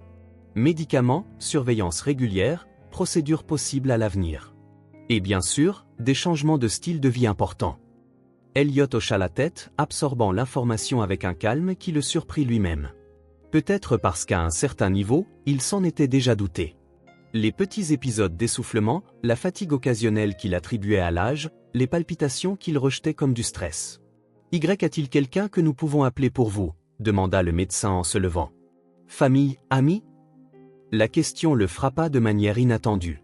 Il y a 6 mois, la réponse aurait été non. « Oui », répondit-il, surpris par la certitude de sa voix. « Rachel Wilson. J'ai son numéro dans les contacts de mon téléphone. » Après le départ du médecin, Elliot resta seul avec ses pensées et le son monotone des moniteurs. La réalité de la situation commença à s'imposer. Ce n'était pas juste un épisode isolé, c'était une condition qui l'accompagnerait pour le reste de sa vie. Une vie qui pourrait être plus courte qu'il ne l'imaginait. Étrangement, ce qui le dérangeait le plus n'était pas la peur de la mort elle-même. C'était le sentiment d'incomplétude. De toutes ces années de travail acharné, à accumuler fortune et statut, que resterait-il vraiment ? Des bâtiments portant son nom, des comptes en banque, des actions dans des entreprises qui finiraient par oublier qui il était. La porte de la chambre s'ouvrit, interrompant ses sombres pensées. Son assistant personnel, Marcus, entra avec une expression inquiète. « Monsieur Grave, je suis venu dès que j'ai appris. Y a-t-il quelque chose que je puisse faire ? » « Oui, Marcus. Contactez Arthur Mendes, mon avocat. Dites-lui que j'ai besoin de le voir aujourd'hui, ici à l'hôpital. C'est urgent. »« Certainement, monsieur. Autre chose ?» Elliot hésita. « Rachel Wilson a-t-elle appelé ? » ?»« Pas que je sache, monsieur. Dois-je essayer de la contacter ? » ?»« Ce n'est pas nécessaire. Elle viendra quand elle le pourra. » La certitude de cette affirmation surprit son assistant, mais il se contenta de hocher la tête avant de partir. Elliot ferma les yeux, sentant l'épuisement peser sur chaque cellule de son corps. Mais son esprit restait actif, réorganisant les priorités, prenant des décisions. Arthur Mendes arriva en fin d'après-midi, sa familière mallette en cuir sous le bras. L'avocat d'âge moyen connaissait Elliot depuis plus de 15 ans et était l'un des rares à le traiter avec une franchise absolue. « Tu as une mine affreuse », fut son salut en entrant dans la chambre. « Merci pour l'honnêteté », répondit Elliot avec un faible sourire. « Que s'est-il passé ? » ?»« Problème cardiaque. Chronique, apparemment. Je vis avec une bombe à retardement dans la poitrine sans le savoir. » Arthur hocha la tête gravement, posant la mallette sur la table à côté du lit. Je suis désolé, Elliot. Que puis-je faire? Je dois revoir mon testament. Complètement. Je comprends. Des directives spécifiques? Elliot prit une profonde inspiration, organisant ses pensées. Je veux tout laisser à Aubrey Wilson. L'avocat haussa les sourcils, sa seule manifestation de surprise. La fillette que tu as mentionnée? Celle qui t'a fait la réanimation cardiopulmonaire dans l'avion? Oui. Tout. Les entreprises, les propriétés, les actions, les comptes. Tout. Avec les protections appropriées, bien sûr. Un fonds fiduciaire structuré, libéré par étapes. Elle est mineure. Arthur prit des notes rapides sur son bloc-notes. Et pour la mère, Rachel, c'est bien ça. Un fonds séparé pour elle. Substantiel. Et un pour le frère, Noah. Mais le gros de la succession va à Aubrey. Avec Rachel comme administratrice jusqu'à sa majorité. D'autres dispositions? Des dons à des œuvres de charité, d'autres bénéficiaires? Elliot réfléchit un instant. Oui. Maintenir les dons annuels aux fondations que nous soutenons déjà. Et je veux en créer une nouvelle, axée sur la recherche cardiovasculaire pédiatrique. Pendant l'heure qui suivit, ils peaufinèrent les détails. Arthur posa des questions pertinentes, prit des notes, offrit parfois des suggestions. Quand il rangea enfin son bloc-notes, il regarda Elliot avec une expression contemplative. C'est un sacré changement par rapport à ton dernier testament. Avant, tout allait à mes cousins éloignés et à quelques institutions. Des gens que je connais à peine. Et cette famille, tu les connais vraiment. Elliot regarda par la fenêtre de l'hôpital le ciel qui commençait à s'assombrir. Mieux que quiconque. Arthur hocha la tête, acceptant la réponse. Je vais préparer les documents. Je peux les apporter demain pour la signature. Merci, Arthur. Quand l'avocat partit, Elliot sentit une étrange paix s'installer. C'était comme si, en décidant de son héritage, il avait résolu une question fondamentale qui le taraudait depuis toute sa vie d'adulte. La nuit tomba. Les infirmières allaient et venaient, vérifiant les moniteurs, ajustant les médicaments. Elliot somnolait par intermittence, se réveillant à chaque son, à chaque bip décalé. C'est pendant un de ces moments de semi-conscience qu'il entendit la porte s'ouvrir doucement. Il ouvrit les yeux, s'attendant à voir une autre infirmière, mais trouva à la place une paire d'yeux sombres et sérieux qu'il connaissait bien. « Aubrey » murmura-t-il, la voix rauque d'émotion. Elle s'approcha du lit avec précaution, comme si elle craignait que le moindre mouvement brusque ne puisse lui faire du mal. Elle portait un pyjama sous son manteau, ses cheveux bouclés en une queue de cheval désordonnée. Elle était clairement venue en hâte. « Salut » dit-elle simplement. « Comment savais-tu que j'étais là ?»« L'hôpital a appelé maman. Elle parle avec le médecin. » Elliot essaya de se redresser un peu, mais la douleur le fit grimacer. « Tu ne devrais pas être au lit? Il est tard.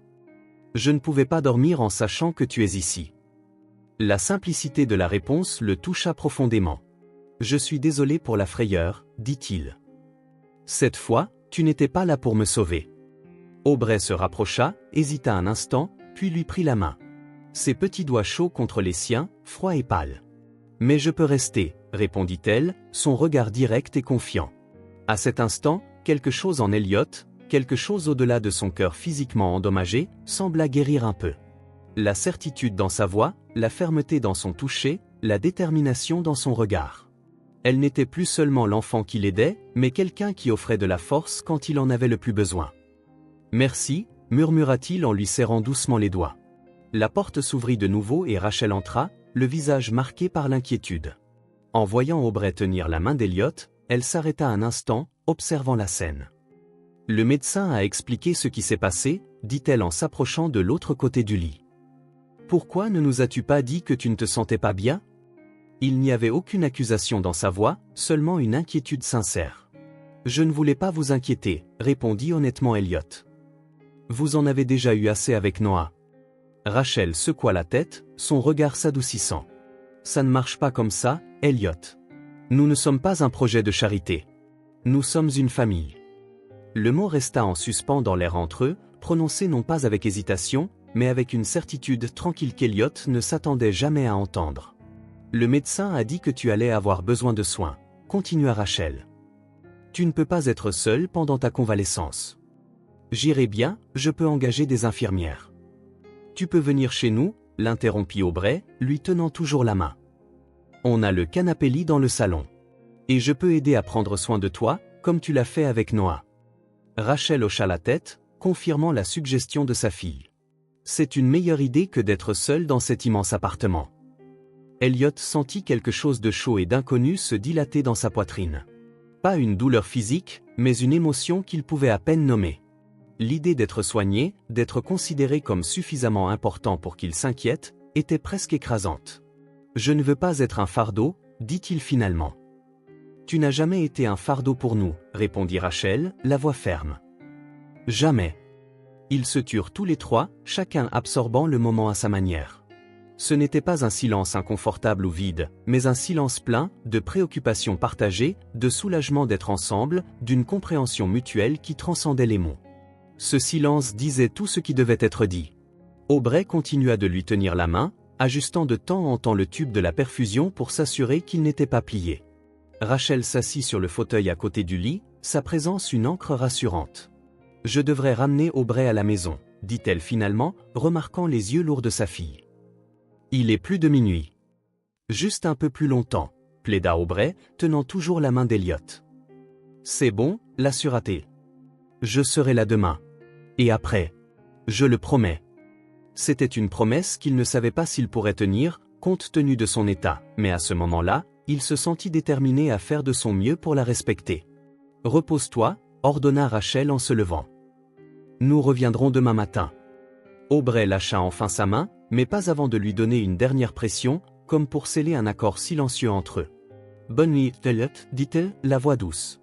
« Demain, j'apporterai Jade pour te tenir compagnie. » La mention de la petite plante grasse qu'ils avaient fait pousser ensemble fit naître un sourire sincère sur le visage fatigué d'Elliot. Elle aimera la lumière de la fenêtre. Après leur départ, Elliot resta éveillé longtemps, fixant le plafond de l'hôpital. La douleur dans sa poitrine s'était atténuée, contrôlée par les médicaments, mais elle était toujours là, un rappel constant de sa fragilité. Le lendemain matin, comme promis, Arthur revint avec les documents. Elliot les lut attentivement, bien qu'il sût déjà exactement ce qu'ils contenaient. « C'est tout comme je l'ai demandé », approuva-t-il en prenant le stylo que l'avocat lui offrait. Avant de signer, il fit une pause, la pointe du stylo planant au-dessus du papier un instant. Il visualisa l'avenir qu'il essayait de construire. Non pas en gratte-ciel ou en compte en banque, mais en opportunité pour une fillette qui méritait toutes les chances que le monde pouvait offrir. « S'il m'arrive quelque chose, tout sera à Aubrey », dit-il, plus pour lui-même que pour Arthur. « Elle est mon héritage. » Le stylo glissa sur le papier, signature après signature. Pour la première fois de sa vie, Elliot ne signait pas un contrat calculé ou une stratégie commerciale froide. Il écrivait avec son cœur. Ce même cœur imparfait qu'une enfant avait refusé de laisser s'arrêter de battre.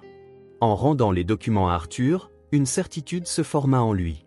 La peur qu'il avait hantée la nuit précédente, de ne rien laisser de valeur réelle derrière lui, s'était dissipée. Parce que maintenant, il savait. La vraie valeur n'était pas dans les bâtiments portant son nom ou les entreprises qu'il avait bâties.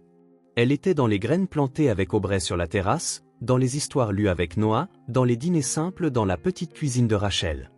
La vraie valeur était dans les liens qu'il avait formés, dans les vies qu'il avait touchées. Et ces liens, Elliot en était maintenant certain, survivraient bien au-delà de son cœur imparfait. L'automne peignait les arbres du parc de teintes rouges et dorées alors que la voiture d'Elliot se garait à l'entrée. 3 semaines s'étaient écoulées depuis sa sortie de l'hôpital, et bien qu'il ressente encore des pincements occasionnels dans la poitrine, il était déterminé à profiter de la journée. Le médecin avait autorisé une activité légère, et Elliot avait l'intention d'étirer ce concept à sa limite. « Tu es sûr de te sentir assez bien pour ça ?» demanda Rachel en aidant Noah à mettre ses baskets. « Jamais mieux, mentit Elliot avec un sourire. « Tu as apporté tes médicaments ?» questionna sérieusement Aubrey, portant un sac à dos avec des encas qu'elle avait préparés. « Oui, maman », répondit Elliot en tapotant la poche de son manteau. « Tout est là. » Elle hocha la tête, satisfaite. Depuis son hospitalisation, Aubrey avait endossé le rôle de superviseur médical d'Elliot, lui rappelant ses heures de prise de médicaments avec une ponctualité impressionnante. Le parc qu'il avait choisi se trouvait à une demi-heure de la ville, un endroit moins urbanisé avec des sentiers doux, un petit lac et des espaces ouverts pour les pique-niques. Le genre d'endroit qu'il n'aurait jamais fréquenté dans sa vie antérieure. « Regarde, des canards !» s'exclama Noah dès qu'ils sortirent de la voiture, montrant le lac où plusieurs oiseaux glissaient paisiblement. On peut les nourrir? Demanda Aubrey, vérifiant déjà son sac à dos. Bien sûr, répondit Elliot en sortant un petit sac de son propre sac à dos. J'ai apporté des graines spéciales pour canards. Le pain n'est pas bon pour eux. Rachel haussa les sourcils, impressionnée. Tu as vraiment pensé à tout. J'ai essayé, Daniel. Je voulais que ce soit une journée spéciale. Et ce le fut. Ils commencèrent par nourrir les canards, Noah riant joyeusement chaque fois que les oiseaux s'approchaient pour prendre les graines. Puis ils suivirent un sentier doux, Elliot ajustant son rythme pour correspondre aux jambes courtes de Noah, discrètement, pour ne pas forcer son propre cœur. Aubrey marchait devant, se retournant de temps en temps pour montrer une feuille intéressante ou une pierre inhabituelle. Saviez-vous que ces arbres ont plus de 100 ans? Commenta Elliot en montrant les chênes majestueux qui bordaient le sentier. Plus vieux que toi? Demanda innocemment Noah, provoquant des rires. Beaucoup plus vieux que moi, champion, répondit Elliot en ébouriffant les cheveux du garçon. Ils trouvèrent un endroit parfait pour pique-niquer, une petite clairière surplombant le lac, à l'abri de vieux arbres. Elliot étendit la couverture pendant que Rachel disposait la nourriture, sandwichs, fruits, jus de fruits et les biscuits qu'Aubrey avait cuits la veille. Ça va? Demanda Rachel discrètement, remarquant comment il s'appuyait contre un arbre. J'ai juste besoin de m'asseoir un peu, admit-il. Pendant le déjeuner, ils parlèrent de choses simples, le projet de science d'Aubrey, les nouvelles amitiés de Noah, les histoires que Rachel rapportait de son travail dans l'entreprise d'Elliot, où elle avait déjà été promue. J'ai apporté une surprise, annonça Elliot après qu'ils eurent fini. De son sac à dos, il sortit un appareil photo instantané. Waouh! S'exclama Aubrey, les yeux brillants. C'est un de ceux qui impriment tout de suite. Exactement. J'ai pensé qu'on pourrait faire un album de cette journée. Les heures suivantes furent remplies de clics et de rires. Ils prirent des photos de tout, les canards sur le lac, les arbres colorés, les nuages dans le ciel. Mais surtout, des photos les uns des autres. Elliot et Noah faisant des grimaces, Aubrey avec des feuilles colorées arrangées comme une couronne, Rachel avec ses enfants. Et avec l'aide d'un gentil passant, une photo de tous les quatre ensemble, des sourires sincères sous la lumière dorée de l'après-midi. Je veux une glace, annonça Noah alors que l'après-midi touchait à sa fin. Non, ne sois pas impoli, le réprimanda doucement Rachel. En fait, intervint Elliot, j'ai vu un stand de glace près de l'entrée. Qu'en pensez-vous? Les yeux de Noah s'illuminèrent et même Aubrey ne put cacher son enthousiasme. Ils marchèrent jusqu'au stand coloré où un homme âgé servait des glaces artisanales. Noah choisit chocolat avec un supplément de garniture, Aubrey opta pour la fraise, Rachel pour la vanille et Elliot pour la pistache. Assis sur un banc, savourant les glaces qui fondaient rapidement, Elliot ressentit une paix qu'il n'avait jamais connue auparavant. Le soleil filtrant à travers les feuilles, le rire de Noah à chaque goutte de glace qui dégoulinait, l'expression détendue de Rachel, la façon dont Aubrey s'appuyait contre son épaule. C'était parfait. Et comme toutes les choses parfaites, cela portait une touche de mélancolie, la conscience de sa fragilité. Alors que le soleil commençait à se coucher, ils rassemblèrent leurs affaires. Noah, épuisé, s'endormit dans la voiture dès qu'il s'assit. Aubrey, bien qu'elle essayât de rester éveillée, luttait aussi contre le sommeil. En arrivant à l'appartement, Elliot porta Noah, toujours endormi, tandis que Rachel et Aubrey transportaient le reste de leurs affaires. « Je vais le mettre au lit », murmura Rachel en entrant. Elliot hocha la tête, déposant soigneusement le garçon sur le canapé. Aubrey hésita un instant, partagé entre l'envie d'aller dans son propre lit et la réticence à mettre fin à la journée. C'était la meilleure journée, dit-elle finalement. Merci. Pour moi aussi, Aubrey. Elle s'approcha, et dans un geste rare, le serra brièvement dans ses bras avant de se diriger vers sa chambre. Elliot resta dans le salon, examinant les photos qu'ils avaient prises, les étalant sur la table. Chacune racontait une partie de cette journée parfaite. Le sourire de Noah, l'expression concentrée d'Aubrey, le regard serein de Rachel. Quand elle revint, il était encore en train d'organiser les photos. Ils se sont endormis instantanément, commenta-t-elle en s'asseyant à côté de lui. Tu as réussi à les épuiser complètement. Et moi-même, admit Elliot avec un sourire fatigué. Rachel l'étudia un moment. Tu aurais dû nous dire que tu n'étais pas encore complètement rétabli. On aurait pu reporter. Et manquer une journée comme celle-ci? Jamais. Elle sourit, prenant une des photos, celle d'eux quatre ensemble. Elle est très réussie. Je vais l'encadrer. Un silence confortable s'installa alors qu'ils continuaient à organiser les photographies. Une intimité naturelle s'était développée entre eux, non pas romantique, mais profonde néanmoins. Une compréhension qui transcendait les mots. « Rachel », dit finalement Elliot, sachant que le moment était venu. « Nous devons parler de quelque chose. » Elle leva les yeux, alerte. « Qu'est-ce qui ne va pas? C'est ton cœur? » Oui et non. Il prit une profonde inspiration. Le problème cardiaque que j'ai, c'est chronique. Je peux vivre des décennies avec les bons médicaments, l'exercice approprié, le suivi médical. Ou je pourrais avoir un autre épisode demain. Rachel ne dit rien, mais son expression montrait qu'elle comprenait la gravité de la situation. J'ai découvert que j'ai une maladie cardiaque. Je ne sais pas combien de temps il me reste. Elliot fit une pause, rassemblant ses forces. Mais s'il arrive quelque chose, trouve mon avocat, Arthur Mendes. Votre avenir est garanti. Elliot, s'il te plaît. Laisse-moi finir, demanda-t-il doucement. J'ai modifié mon testament. J'ai mis en place des fonds pour l'éducation des enfants, pour votre sécurité financière. Quoi qu'il m'arrive, vous n'aurez plus jamais à vous soucier de l'argent. Rachel resta silencieuse un long moment, les yeux fixés sur les photographies. Quand elle parla enfin, sa voix était ferme, malgré ses yeux qui brillaient de larmes non versées. Elliot, nous ne voulons pas seulement ton nom sur un bout de papier. Nous te voulons, toi, ici. Les mots le frappèrent avec une force qu'aucun contrat n'avait jamais eue. C'était si simple et pourtant si profond. Il le voulait, lui. Pas pour son argent, pas pour son influence. Juste pour être qui il était. Alors je resterai, répondit Elliot, la voix rauque d'émotion. Aussi longtemps que je le pourrai, je resterai. Rachel tendit la main et il la prit, un geste simple qui scellait une promesse plus grande que n'importe quel document légal. 6 mois plus tard. L'arôme du gâteau fraîchement cuit remplissait l'appartement. Des ballons colorés décoraient le salon et une bannière faite à la main proclamait « Joyeux anniversaire Aubrey », en grandes lettres colorées, l'œuvre de Noah. Je parie qu'elle a déjà vu les décorations, commenta Rachel en plaçant la dernière assiette sur la table. Impossible de lui cacher quoi que ce soit.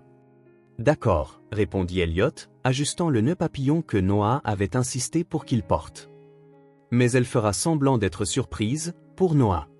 Comme prévu. Quand Aubrey entra, guidé par son frère qui insistait pour qu'elle garde les yeux fermés, son expression de surprise fut assez convaincante pour ravir Noah, mais pas pour tromper les adultes. « Waouh !» s'exclama-t-elle en regardant autour d'elle. « Vous avez fait tout ça ? » « C'est moi qui ai fait la bannière », proclama fièrement Noah. « Et j'ai aidé pour le gâteau. »« C'est tout parfait. » Aubrey sourit en le serrant dans ses bras. Le dîner fut simple mais joyeux. Rachel avait préparé le plat préféré d'Aubrey, des lasagnes maison.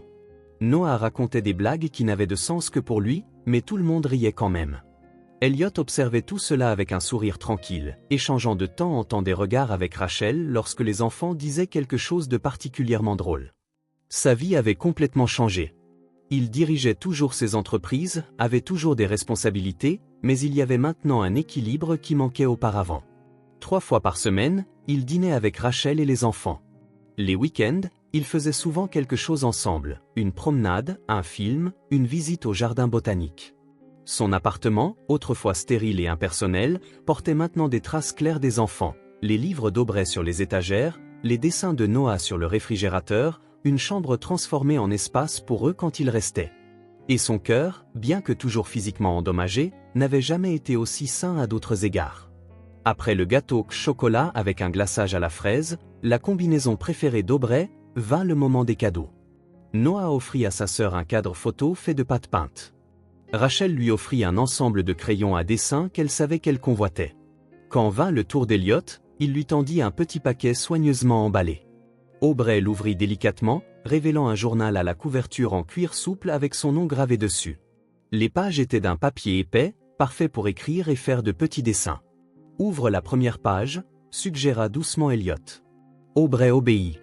Là, dans l'écriture élégante d'Elliot, se trouvait une dédicace « Tu m'as donné une raison. Maintenant, je veux voir ce que tu feras de ton histoire. » Elle le regarda, les yeux brillants, puis fit quelque chose de rare. Elle se leva et le serra fort dans ses bras, sans réserve. « Merci, murmura-t-elle. « Non, répondit-il doucement. C'est moi qui te remercie. » Plus tard, quand les enfants furent déjà au lit et qu'Elliot aidait Rachel à nettoyer les derniers vestiges de la fête, ils partagèrent un moment de silence dans la cuisine. Elle a adoré le journal, commenta Rachel en rangeant la vaisselle. Je l'espère. Aubrey a des histoires importantes à raconter. Comme nous tous, n'est-ce pas? Rachel sourit, s'appuyant contre le comptoir. Tu as l'air bien, Elliot. De mieux en mieux chaque jour. C'était vrai. Bien qu'il prenne encore des médicaments quotidiens et ait des contrôles réguliers, sa santé s'était stabilisée. Il suivait son régime, faisait les exercices recommandés, surtout, il vivait avec un but. Je n'aurais jamais pensé que ma vie prendrait ce tournant, avoua-t-il. Mais je ne changerai rien. Pas même la crise cardiaque dans l'avion, le taquina-t-elle gentiment. Surtout pas ça. C'est ce qui m'a amené à vous tous. En quittant l'appartement cette nuit-là, Elliot regarda la fenêtre de la chambre où dormait Aubrey, rêvant probablement déjà des histoires qu'elle écrirait dans son nouveau journal. La fillette qui lui avait sauvé la vie lui avait donné bien plus que quelques minutes d'existence supplémentaires. Elle lui avait montré comment vivre vraiment. Dans les mois et les années qui suivirent, leur relation ne fit que se renforcer. Rachel continua de monter en grade dans l'entreprise, finissant par prendre la direction de la division de responsabilité sociale. Aubrey s'épanouit à l'école, sa créativité trouvant de nouveaux débouchés. Noah grandit, fort et en bonne santé, son cœur réparé fonctionnant parfaitement. Et Elliot, l'homme qui définissait autrefois sa vie par les contrats et les acquisitions, trouva un but plus grand. Il continua de prendre ses médicaments, d'avoir des contrôles réguliers, de gérer sa condition. Il y avait des jours meilleurs et des jours pires, comme avec toute maladie chronique. Mais dans tous, il était entouré de personnes qui l'aimaient pour qui il était, pas pour ce qu'il possédait. Dans un monde qui mesure souvent le succès en chiffres et en possessions, Elliot Grave avait découvert une vérité simple. Le véritable héritage n'est pas dans ce que nous laissons derrière nous quand nous partons, mais dans les vies que nous touchons pendant que nous sommes ici. Il n'a pas disparu. Il est resté. Et avec cela, il a laissé un héritage vivant et entier. Si cette histoire a touché votre cœur, abonnez-vous à la chaîne et activez les notifications pour ne pas manquer les prochaines. Laissez un j'aime, car cela aide cette histoire à être recommandée à plus de personnes. À la prochaine.